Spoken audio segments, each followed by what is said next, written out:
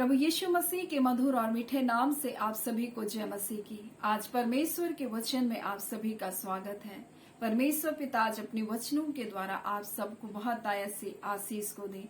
पिता परमेश्वर आज अपने वचनों के द्वारा आपसे बोले और बातचीत करे। परमेश्वर पिता हमारे जीवन में कब काम करते हैं, परमेश्वर पिता हमारे जीवन में कैसे काम करते, आज हम परमेश्वर के वचन से सीखेंगे। कई बार आप कहते हैं परमेश्वर मुझको आपके कार्य तो दिखाई नहीं दे रहे। इसका मतलब ये नहीं कि परमेश्वर कार्य नहीं कर रहा है। जिस प्रकार से एक गर्भवती के पेट में हड्डियां बढ़ती हैं और वो नहीं जानती, उसी प्रकार से हम परमेश्वर के कार्य को नहीं जानते। इसलिए हम परमेश्वर से कहते हैं परमेश्वर आपने तो मेरे जीवन में कोई भलाई दिखाई ही नहीं। मेरे प्रिय, इसका मतलब ये नहीं कि भलाई नहीं है, भलाई है। और जब तक बच्चा जन्म नहीं लेता तब तक हम उसको देख नहीं पाते हैं, और जब हम उसको देखते हैं तो बहुत आनंदित होते हैं। वैसे जब हम आशीषों को देखते हैं, हम छुटकारे को देखते हैं तो हम बहुत आनंदित होते हैं, लेकिन जब वो बढ़ रहा होता है तब हम उसको देख नहीं पाते। और इस कारण कई बार हम परमेश्वर के ऐसे ही कार्य को होता हुआ हम देख नहीं पाते, इसलिए हम निराश हो जाते हैं। इसका अर्थ ये नहीं है कि परमेश्वर ने जो योजना आपके लिए बनाई उसको वो पूरा नहीं करेगा। आपके लिए जो आशीष को रखी उस आशीष को नहीं देगा।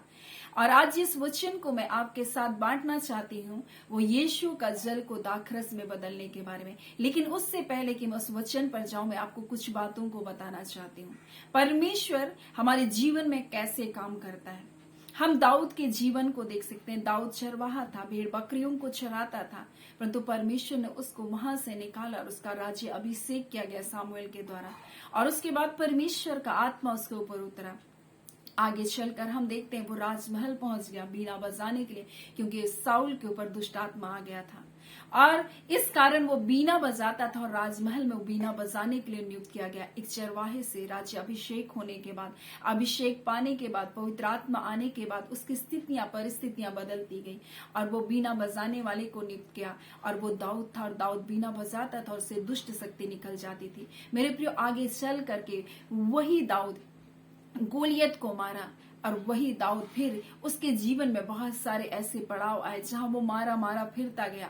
और उसके बाद परमेश्वर ने उसको क्या किया, राजा बनाया। और ऐसे परमेश्वर उसको तैयार करके उसको उस काम के लिए नियुक्त किया। मैं कहना क्या चाहती हूँ, परमेश्वर जब हमारे जीवन में कोई कार्य को देता है तो हमको अनुभव को देता है और हम उस अनुभव के साथ अपने जीवन में आगे बढ़ते हैं और तब परमेश्वर हमको जहां पहुंचाना है हमको वहां पहुंचाता है।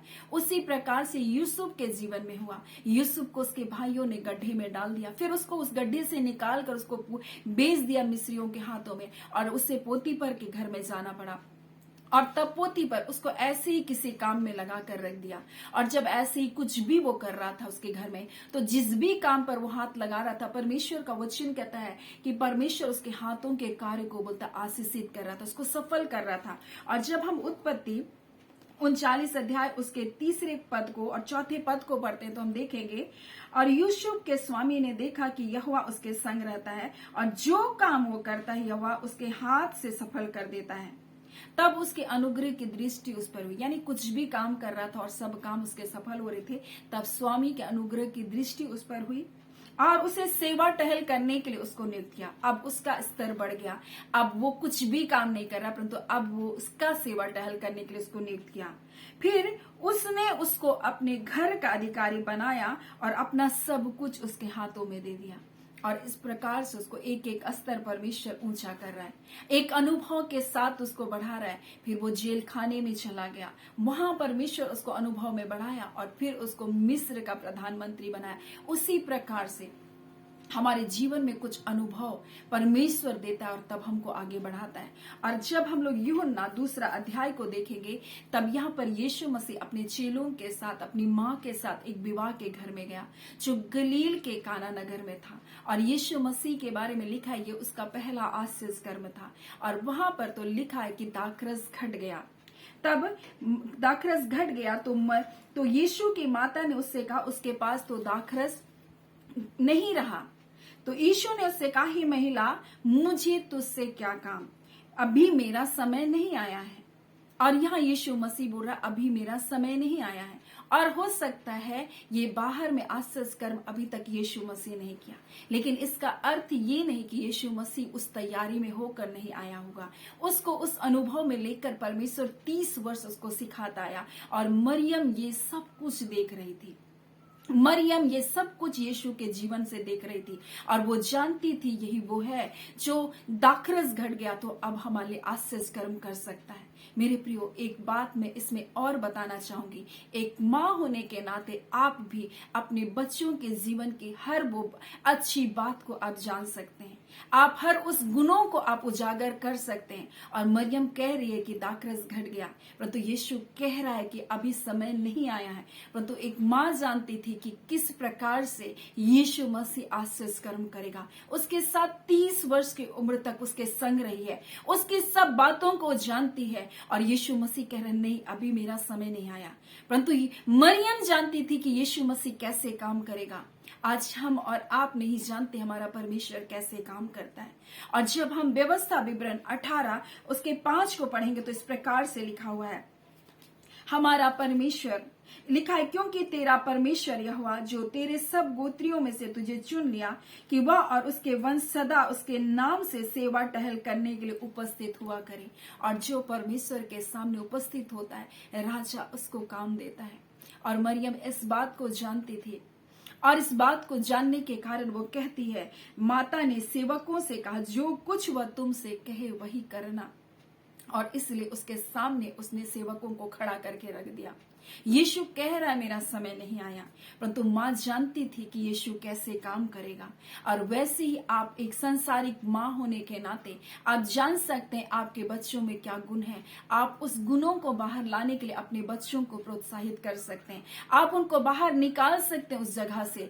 हो सकता है कि वो अपने आप में कुंठित है, हो सकता है अपने आप में लज्जित है, हो सकता है वो अकेलेपन में, हो सकता है वो किसी व्यसन में, लेकिन एक माँ ही उनको उन जगह से निकाल सकती है। और यीशु मसीह के बारे में मरियम भली भांति जानती थी कि यीशु मसीह कैसे कार्य करेगा। यीशु मसीह ने कहा, हे नारी, मुझे तुझसे क्या काम बोल रहा है, अभी मेरा समय नहीं आया है। वो काम करने का मेरा समय नहीं आया, यीशु मसीह कहता है। परंतु यीशु मसीह कब काम करता है? जब आप आज्ञा पालन करने के लिए आप निडर हो जाएं, जब आप आज्ञा पालन करने के लिए उसके सामने उपस्थित हो जाएं। मेरे प्रियो, तब यीशु मसीह काम करता है। जब आप उसके सामने खड़े रहेंगे और कहेंगे बोल तेरा दास सुनता है, तब परमेश्वर आपके लिए जीवन में कार्य करेगा। और मरियम जानती थी कि यीशु मसीह कैसे काम करेगा और इसलिए उससे कहा अभी मेरा समय नहीं आया। इसका मतलब ये नहीं था कि मरियम ने उस बात को अनुभव में नहीं देखा कि यीशु मसीह क्या कर सकता है। वो जानती थी यीशु मसीह ही वो है जो परमेश्वर का पुत्र है। वो हर बात को अपने मन में रखती थी। जब उसका जन्म हुआ, जब उसके बारे में दर्शन दिया गया, जब स्वर्गदूत आया, सब कुछ वो देख रही थी। और इस 30 साल की अवधि में उसने उसके जीवन के एक एक चीज को देखा। और जिस प्रकार से मैं आपसे कह रही हूं, एक ही बार में यूसुफ राज्य गद्दी पर नहीं चला गया, एक ही बार में दाऊद राज गद्दी पर नहीं पहुंच गया, परंतु उसने अपने जीवन में कुछ कुछ बातों को देखा। और पोतीपर ने भी इस बात का अनुभव किया कि वो जो करता है उसके हाथों के कार्य को सफल होता है, इसलिए उसकी पदवी बढ़ती गई। वैसे मरियम भी देख रही थी कि यीशु मसीह ही जब दाखरस घट गया तो ये क्या कर सकता है, आश्चर्य कर्म कर सकता है। और इसलिए तो कह रही है यीशु से कि दाखरस तो नहीं रहा। और यीशु भी जान रहा है ये किस बात के लिए मुझको बोले, इसलिए वो कहता अभी मेरा समय नहीं आया है नारी, मेरा तुझसे क्या काम, अभी मेरा समय नहीं आया। परंतु वो जानती थी यीशु कैसे कार्य करेगा। उसने सेवकों को लाया, लिखा है माता ने सेवकों से कहा वो जो कुछ वह तुमसे कहेगा वही करना। और वो खड़े थे। अब जब राजा के सामने दास खड़े हैं तो राजा निश्चय कोई काम देगा। आप जब परमेश्वर के सामने खड़े होंगे, परमेश्वर निश्चय आपके जीवन में कार्य करेगा और उस कार्य को करने के लिए आप निडर हो जाएं। अब जब जैसे प्रभु कहता वैसे करने के लिए जब आप निडर हो जाएं, कई बार आपके जीवन में परमेश्वर बड़ी आशीषों को देना चाहता है, लेकिन आप निडर नहीं होते, आप डरते हैं, इसलिए वो काम आपसे छूट जाता है। आपको बड़े बड़े मौके मिल रहे हैं, लेकिन आपके अंदर भय है, आप सुनने के लिए तैयार नहीं। परमेश्वर कह रहा है कर, लेकिन आप क्या कर रहे हैं, डर रहे हैं उस बड़े काम को लेने के लिए। लेकिन परमेश्वर कहता है तुम निडर बन जाओगे जब आज्ञा पालन करने की, परमेश्वर अद्भुत कार्य करेगा। और ऐसे ही माँ ने सेवकों को क्या क्या नियुक्त कर दिया। और वहां पर लिखा हुआ है, और वहां यहूदियों की शुद्ध करने की रीति के अनुसार पत्थर के 6 मटके धरे हुए थे, और जिसमें 2-2 और 3-3 मन बोलता है कि समाता था बुरा, और इतना बड़ा बड़ा मटका था। और उसको सेवकों से कहा भर दो। उसने आज्ञा पालन किया। उससे कहा पुत्र भोज के प्रधान के पास ले जाओ बांटने, जल को लेकर के जाने के लिए। उसको थोड़ा डर नहीं लगा होगा क्या उन सेवकों को? हम जल लेकर के मालिक को, स्वामी को, भोज के प्रधान को कैसे दें? परंतु उन्होंने आज्ञा पालन किया। वैसे ही आप निडर होकर आज्ञा पालन करेंगे, जल जैसे दाखरस में बदल गया, वैसे आपके जीवन में हो सकता है कुछ नहीं है, वो आपकी भलाई में बदल जाएगा। वो साधारण चीज ही आपके लिए बड़ी आशीष में बदल जाएगा। वो साधारण योग्यता आपके बड़े टैलेंट में बदल जाएगा। परमेश्वर कह रहा है बस तुम करो तो सही, आप आज्ञा पालन करो तो सही, परमेश्वर आपके जीवन में ये कार्य करेगा। लेकिन हम सुनने को तैयार नहीं होते, कई बार हम मानने को तैयार नहीं होते। हमें निडर बनना है मानने के लिए। और ऐसे ही ये सेवा करने के तैयार थे। उन्होंने उस बड़े मटके को, जिसको 3-3 और 2-2 3-3 मन समाता था, उन्होंने मुंह भर दिया। और उसने कहा जाओ लेकर भोज के प्रधान के पास दे दो। और उन्होंने दे दिया। और वो लिखा इस प्रकार से, और भोज के प्रधान ने वो पानी चखा जो दाखरस बन गया था, और नहीं जानता था कहां से आया, परंतु जिन सेवकों ने किया उसको पता था ये कैसे हुआ। मेरे प्रियो, आज जानेंगे ये कैसे होगा। सामने वाला नहीं जानेगा ये उत्तम कैसे बन गया, लेकिन आप जानेंगे ये कैसे हुआ, परमेश्वर ने कैसे आपके जीवन में किया। लेकिन आप आज्ञा पालन करने के लिए निडर हो जाएं।